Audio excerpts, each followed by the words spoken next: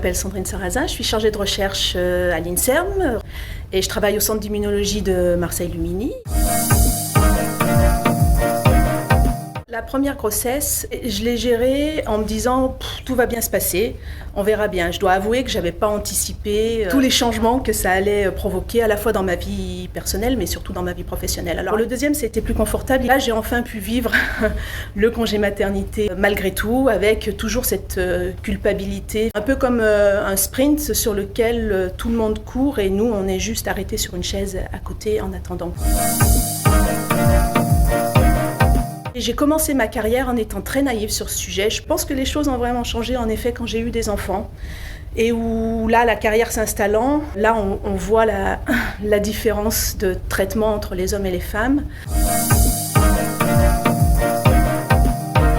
J'ai jamais senti de différence d'interaction avec mes collègues ou en tous les cas dans les discussions scientifiques, dans les discussions professionnelles. J'ai jamais rencontré de moments où je me suis sentie, par ma position de femme, dans une situation d'infériorité. Là où j'ai vu une différence de traitement, c'est sur ce qu'on attend des femmes, ce que la société attend des femmes par rapport à ce qu'elle attend des hommes.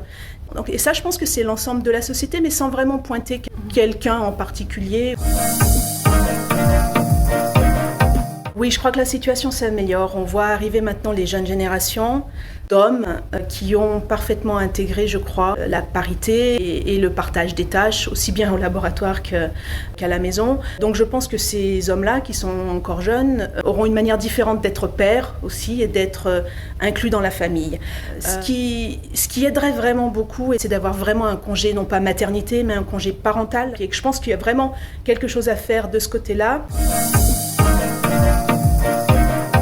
Avant de penser à faire de la recherche, pas vraiment. Et l'attention que j'ai portée aux figures féminines en sciences est vraiment apparue plus tard. J'étais surtout inspirée par les femmes qui, autour de moi, m'ont montré le chemin. C'était donc Jacqueline Godet qui était directrice du Centre de génétique moléculaire et cellulaire où j'ai fait ma thèse. Enfin, son parcours est exceptionnel en termes de progression et d'investissement pour la communauté. Pour moi, ça n'avait pas l'air ni bizarre, ni impossible qu'une femme puisse avoir l'évolution de carrière qu'elle voulait.